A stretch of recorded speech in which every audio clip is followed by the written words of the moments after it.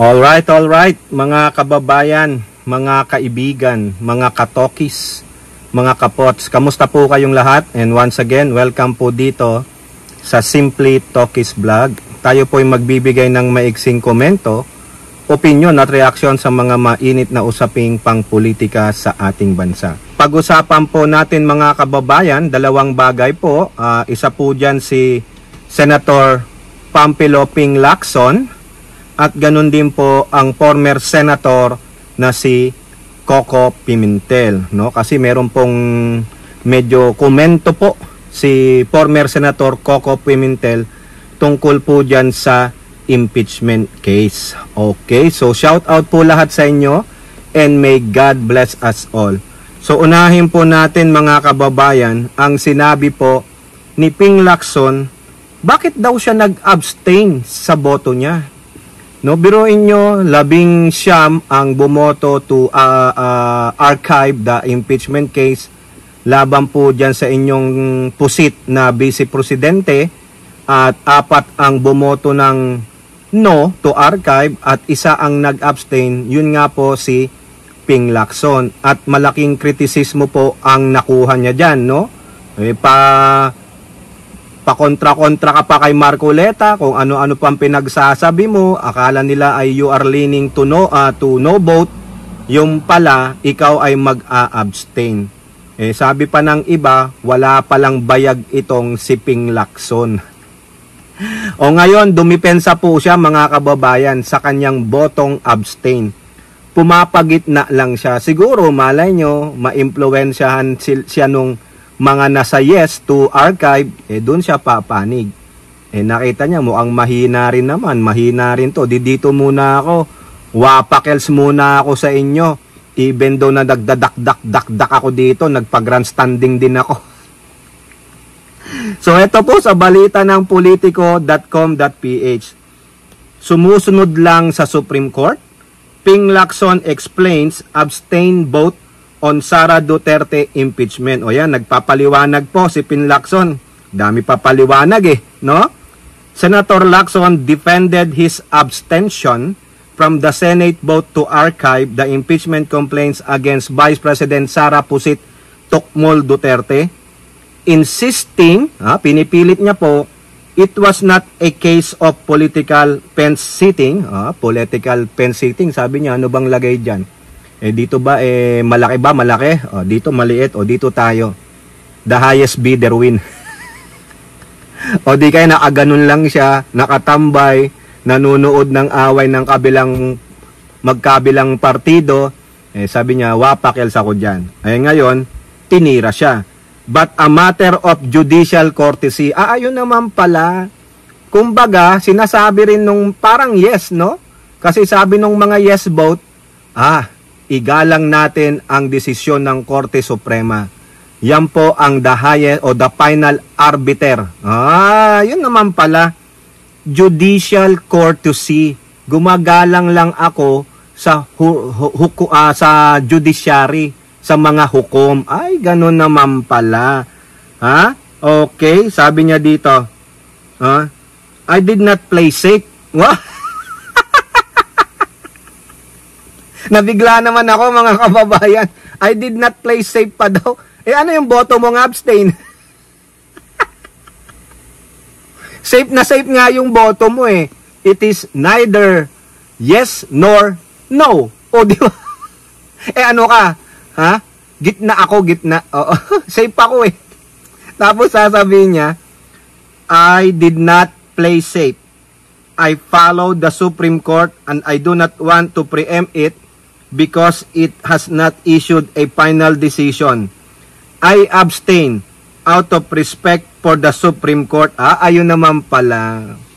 Hindi siya nag-play ng safe out of respect sa desisyon ng Supreme Court kasi wala pang final decision. Nag-abstain ako kasi dumirespeto ako. Kasi sabi ng Supreme Court, immediately executory. Yun. In-execute na binasura, tinago muna. Di ba? So, parang ganun na rin yung boto mo. Sabi mo, immediate executory. Sige, payag na ako dyan. Pero ikaw, abstain. Kasi bakit pa merong abstain kasi? O mukha kaming lokohin, Ping Lacson. I did not play safe. You played safe. Diba? The former police chief explained that a yes vote to archive will prematurely close the case even before the SC rules on the MR, while a no vote would mean incomplete adherence to the court's initial ruling. Ay talaga naman, ang galing po ng paliwanag. Oo, dami po ang paliwanag eh. Ha? A yes vote is tantamount to preempting the final SC ruling post-MR, while a no vote is partial, not complete adherence. He maintained that he will not comment on the merits of the case, noting that the Supreme Court could still reverse the decision and compel the Senate to reconvene as an impeachment court. I'd rather not comment on the merits of the case because if the High Court reversed its earlier decision and we convene as impeachment court, I could be telegraphing my moves. I want to see the evidence first. Ganun naman pala. Kumbaga itong si Lacson, masyado po siyang sigurista. Oo, masyado siyang sigurista. Siguro sa pagiging isa niyang pulis, bakit naman si Bato? Ang sasabihin lang sa atin ni Panfilo Lacson, me and Bato are not the same. We are a different personality, even though we become former PNP chief. Okay. Different personality. Si Lacson ay hindi Bato, si Bato ay hindi si Lacson. Ayan. Magkaiba po sila. Kumbaga si Lacson, very objective lang. Pero dito po wag mo nang i-depensa that you played safe. Sabihin mo na lang I'm still on the middle. I don't wanna preempt. I don't want to be a pasuway. Ayun, pasaway. Okay? Safe na safe ka. Kasi hindi ka nag-yes, hindi ka nag-no. Nagpagitna ka. Ngayon, pag lumabas na yung desisyon ng SC sa MR at may finality na, kung binaliktad, pwede, ganon. Sa ngayon, safe ka. Huwag nga kami, Lacson, ang gulo mo eto pa. Ang sabi pa niya, mas maganda sana, hindi na lang gumalaw ang Senado dyan sa impeachment case. Yan po yung sabi niya sa politiko pa rin. Ping Lacson, best Senate move on Sara impeachment was inaction. Wala dapat ginawang action ang Senado. Dapat binayaan muna hanggang sa dumating ang desisyon sa MR. Senator Panfilo Lacson believes that the Senate best move on Vice President Sara Duterte's impeachment complaint was not to archive it but to simply do nothing. Lacson, who was the lone abstention in the 19-4 vote, denied playing safe. Ayan nag-deny na po siya. Ang best action na ginawa sana ng Senado, inaction, not to act. So kung di kami gumalaw, nag-comply kami, di kami tumaliwas sa order ng XC. Pwede rin naman. Pag hindi ka gumalaw, ibig sabihin, hindi mo sinusuway. Kasi hindi ka lang namang gumalaw Parang, okay, ano muna tayo, petiks-petiks. Antayin muna natin magdesisyon ang Supreme Court. So, kayo po, ano pa ang nyo? Ano po ang sa opinion nyo? Dapat ba hindi na lang gumalaw ang Senado at mag-intay? O tama yung ginawa ng Senado? Ang sa akin po, doon muna ako sa sinasabi ni Lacson. In action. Dito kakampihan ko siya. Kasi po, magantay tayo. Huwag tayong mag-portwit.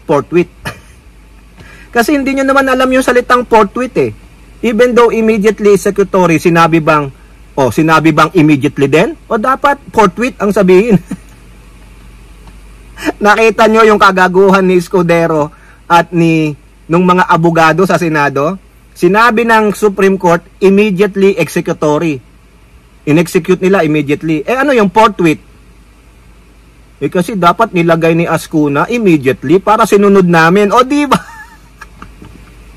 Nakita nyo ang kaipokritohan ng mga senador. Lalong-lalo na si Escudero at si Cayetano kasi sila po ay mga abogado at tayo'y ginago. Sinabi ni Cayetano, hindi naman daw agad-agad. Ano yung immediately? Diba yun ang definition ng portwit? O diba? Sila po ang number 1 violator. Sila po ay yung tinatawag ni Kong Adyong na politically convenient. kung ano lang po yung convenient sa kanila, yun ang gagawin nila. Eh bakit? Alam nyo na, may billion po, may billion. Okay? So now, alisan natin si Lacson. Kayo na po ang bahala dyan kay Lacson, no? Siya ba ay playing safe o hindi? Oh, tama ba yung sinabi niya? Wala dapat ginawa munang aksyon ng Senado? Dapat nag-antay tayo ng MR decision? O, kayo po, ha? Paki-comment po. Now, punta naman tayo dito kay former Senator Coco Pimentel. Kung maalala nyo, si Coco Pimentel, pinaglaban po itong impeachment trial na ito. Gusto niya mag-trial na. Kasi nga sa salitang forthwith, ito yung abogadong hindi ka gagaguhin sa salitang forthwith. Eh sila Escudero at mga si Cayetano, kung ano-ano. Diba? Eh halatang halata naman na talagang may ginawa silang kalokohan.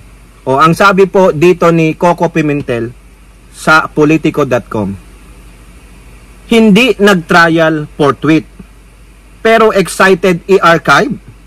Coco Pimentel dismayed with Senate shelving Sara impeachment. Correct. Hindi ka nga nag-trial forthwith, pero nag-forthwith ka naman na i-archive kasi sabi immediately executory. Eh di ba ganun din yan?